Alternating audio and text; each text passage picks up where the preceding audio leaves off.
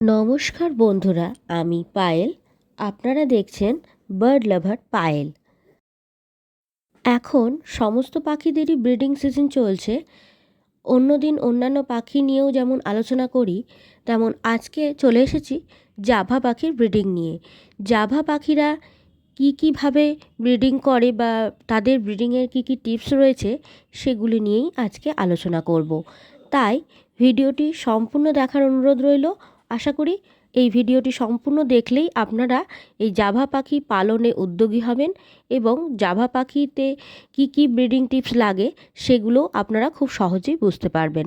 তাই ভিডিওটি স্কিপ না করে সম্পূর্ণ দেখার অনুরোধ রইল। আর যারা আমার চ্যানেলটিকে এখনও পর্যন্ত সাবস্ক্রাইব করেনি তাদের কাছে অনুরোধ রইল তারা যেন অবশ্যই আমার চ্যানেলটিকে সাবস্ক্রাইব করে এবং পাশে থাকা বেল আইকনটিকে প্রেস করে রাখে, যাতে যে কোনো আমার ভিডিও আসলেই আপনারা সহজেই সেটা নোটিফিকেশানে পেয়ে যেতে পারেন। তো এখন বেশি কথা না বলে জাভা পাখির ব্রিডিং টিপস নিয়ে আলোচনা করব। তো জাভা পাখির প্রথমে যে ব্রিডিং টিপসটি রয়েছে সেটি আমি এখন বিশ্লেষণ করব। তার আগে বলে রাখি, আমি এখানে জাভা পাখির 7টা টিপস নিয়ে আলোচনা করব। প্রত্যেকটা টিপসই আমি ভালোভাবে বুঝিয়ে বলার চেষ্টা করব, যাতে আপনারা সেটাকে বুঝে আপনারা আপনাদের জাভা পাখির সেটআপে সেটা প্রয়োগ করতে পারেন। প্রথমেই বলবো, আপনারা অবশ্যই কিন্তু প্রাকৃতিক লাঠি ব্যবহার করবেন। অর্থাৎ আপনি এখানে যে ভিডিওটিতে দেখতে পাচ্ছেন, এখানে দেখুন একটি লাঠি রাখা রয়েছে, সেটি কিন্তু কখনোই প্লাস্টিকের নয়। বাজারে অনেক ধরনের লাঠি কিনতে পাওয়া যায়, প্লাস্টিকের বা এমনি যে কোনো লাঠি কিনতে পাওয়া যায়, সেগুলো ব্যবহার না করে আপনারা কিন্তু অবশ্যই প্রাকৃতিক যে সমস্ত লাঠি, অর্থাৎ গাছের ডাল ভাঙা বা সরু কোনো গাছের লাঠি, সেই রকম টাইপের লাঠি ব্যবহার করবেন।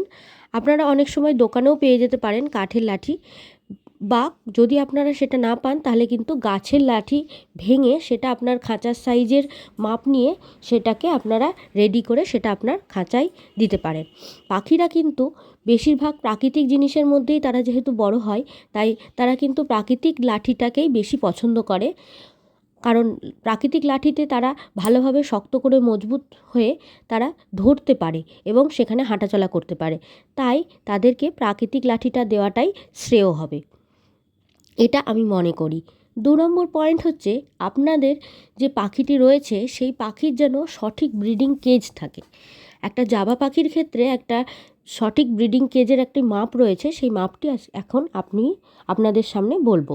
সেটি হচ্ছে, জাভা পাখি হচ্ছে চড়ুই পাখির সাইজের পাখি এবং চড়ুই পাখি প্রজাতির পাখি। তো এই প্রজাতির পাখিদের কিন্তু যে কেজটা রয়েছে সেই কেজের যে মাপ সেটা হচ্ছে 18 ইঞ্চি বাই 12 ইঞ্চি বাই 18 ইঞ্চি। এই রকম কেজে কিন্তু তারা খুব ভালোভাবে ব্রিডিং করতে পারে এবং এই ধরনের কেজ যদি আপনারা আপনার পাখিদের জন্য দিয়ে থাকেন তাহলে কিন্তু খুব উত্তম। কারণ প্রত্যেকটা পাখিরই কিন্তু নিজস্ব একটা কেজের সাইজ রয়েছে। সেই সাইজের যদি আপনারা কেজ দেন তাহলে কিন্তু আপনাদের পাখিরা খুব ভালোভাবে সেখানে চলাফেরাও করতে পারবে এবং ব্রিডিংটাও করতে পারবে। কারণ একটা পাখি শুধু ডিম পাড়ার জন্যই কিন্তু আমরা পালন করি না, তাকে সারা বছর পুষি পালন করি এবং তাদেরকে নিজের সন্তান সমূহ হিসাবেই তাদেরকে পালন করা হয়। তাই তাদের নড়াচড়া এবং ওড়ার যাতে একটু ব্যবস্থা থাকে সেই রকম দেখেই কিন্তু আপনাদের খাঁচাটা দিতে হবে, যাতে তারা সেখানে নড়াচড়াও করতে পারে, একটু খেলাধুলোও করতে পারে এবং তারা ঠিকঠাক টাইমে অর্থাৎ ব্রিডিং সিজনে তারা যাতে ব্রিডিংও করতে পারে। তাই এটা খেয়াল রেখেই আপনারা কিন্তু অবশ্যই 18 বাই 12 ইঞ্চি বাই 18 ইঞ্চি খাঁচাটা দেবেন এই জাভা পাখির ক্ষেত্রে। এরপর আমি যে পয়েন্টের কথা বলবো, 3 নম্বর পয়েন্ট, সেটি হচ্ছে বাজরিগার পাখিদের মতনই তাদেরকেও কিন্তু এই জাভা পাখিদের ক্ষেত্রে যে ব্রিডিং বক্সটা, সেই ব্রিডিং বক্সটা কিন্তু 6 ইঞ্চির ব্রিডিং বক্স দিতে হবে। এবং আপনারা কিন্তু অনেক সময় মাটির হাঁড়িও ব্যবহার করতে পারেন। পাখিদের ক্ষেত্রে মাটির হাঁড়িটা যেহেতু প্রাকৃতিকভাবে তৈরি হয় এবং প্রাকৃতিক মাটি দিয়ে যেহেতু তৈরি হয়, তাই সেইটা কিন্তু দেওয়াটা খুব ভালো। তারা তাহলে প্রকৃতির মধ্যে আছে সেটা ফিল করতে পারে। পাখিরা যত প্রকৃতির মধ্যে আছে এটা ফিল করাতে পারবেন আপনি, ততই কিন্তু তারা স্বাভাবিকভাবে ব্রিডিং করতে সক্ষম হবে। তাই আপনারা যদি ব্রিডিং বক্সটা 6 ইঞ্চির দেন আর আপনারা যদি হাঁড়ি দেন তাহলে কিন্তু খুবই ভালো হয়। বক্স দিলে 6 ইঞ্চির ব্রিডিং বক্স, আর না হলে আপনারা হাঁড়ি দিতে পারেন। মাটির যে হাঁড়িগুলো রয়েছে বাজারে কিনতে পাওয়া যায় সেগুলো আপনারা ব্যবহার করতে পারেন। এরপর 4 নম্বর পয়েন্টটি হচ্ছে তাদের ঘর, তাদের বাসস্থান হিসেবে তো বললাম। এবার আমি বলবো তাদের খাওয়া দাওয়া নিয়ে। তাদের খাওয়া দাওয়ায় কিন্তু অবশ্যই খেয়াল রাখতে হবে যাতে তাদের খাবারের মধ্যে অবশ্যই ক্যালসিয়ামের ঘাটতি না থাকে, কারণ ক্যালসিয়ামের ঘাটতি হলে কিন্তু পাখিদের যে ডিম পাড়া এবং ডিমের খোলা নরম হয়ে যাওয়া এই ধরনের সমস্যা কিন্তু দেখা দিতে পারে, বা তাদের শরীরের ভেতরে ডিম আটকে থাকে, তারা ঠিকঠাক করে শরীর থেকে বার করতে পারে না, এরকম বিভিন্ন রকম সমস্যা দেখা দেয়, সেগুলো কিন্তু ক্যালসিয়ামের ঘাটতির জন্য হয়ে থাকে। তাই আপনারা অবশ্যই ক্যালসিয়ামের ব্যবস্থা করবেন, তার জন্য ক্যাটল ফিশ বোন বা মিনারেল ব্লক দিয়ে রাখবেন। আর আপনারা যদি বাড়িতে তৈরি করতে চান তাহলে কিন্তু আপনারা ক্যালসিয়ামের সোর্স হিসাবে যে মুরগির ডিমের খোসা, সেই খোসাটি ডিম সিদ্ধ করার পর সেই ডিম সিদ্ধও দিতে পারেন, বা ডিমের যে খোলা সেটিকে ভালো করে গুঁড়ো করে সেটা আপনারা খাবারের সাথে সফট ফুডের সাথে মিশিয়েও দিতে পারেন। এতে পাখির শরীরের ক্যালসিয়ামের ঘাটতি পূরণ হবে বাড়িতে বসেই। আর এছাড়াও আপনারা যে সমস্ত সিড মিক্স দেন সেই সিড মিক্সের সাথেও কিন্তু এগ ফুডও দিতে হবে। তাদের কিন্তু সফট ফুডের মধ্যে এগ ফুডটা কিন্তু দেওয়া মাস্ট যখন তারা ব্রিডিংয়ে থাকবে সেই সময়। এইভাবে কিন্তু তাদেরকে বিভিন্ন রকমভাবে তাদেরকে খাবার প্রদান করতে হবে, যেহেতু পাখিরা আমাদের ওপর নির্ভর করে। যে সমস্ত খাঁচায় থাকা পাখি তারা কিন্তু আমাদের দেওয়া খাবারের ওপরই তাদের ব্রিডিং এবং তাদের জীবনযাত্রা নির্ভর করে। তাই আমাদেরকে ব্রিডিংয়ের টাইমে এই ব্যাপারগুলো খেয়াল রাখতে হবে যাতে তাদের কোনো রকম খাবারের ঘাটতি না থাকে, যার জন্য পাখি ঠিকঠাক করে ডিম বাচ্চা করতে না পারে। এবার পাখি যদি ঠিকঠাক করে ডিম বাচ্চা করতে না পারে তার কারণই হচ্ছে আমরা ঠিকঠাক মতো তাদেরকে খাবার দিই না।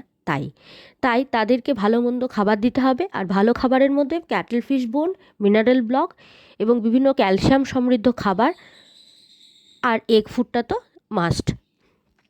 এরপর আমরা 5 নম্বর পয়েন্টে থাকবো, সেটি হচ্ছে পাখিদের প্রতিদিন কিন্তু জল পরিবর্তন করতে হবে।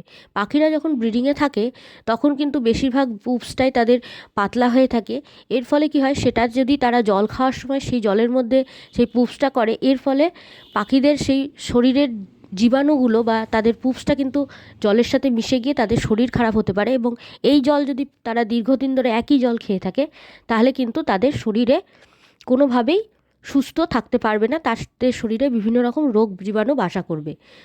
তাই তাদের জল কিন্তু প্রতিদিন পরিবর্তন করতে হবে। আর যেখানে খুব পুপসটা একটু কম পরিমাণ করে, বেশি যায় না যেই জায়গাটায়, সেই জায়গাটায় কিন্তু পাখিদের এই জলের বাটিটা রাখতে হবে যাতে তারা পুপস করতে সেইভাবে জলের মধ্যে না পারে।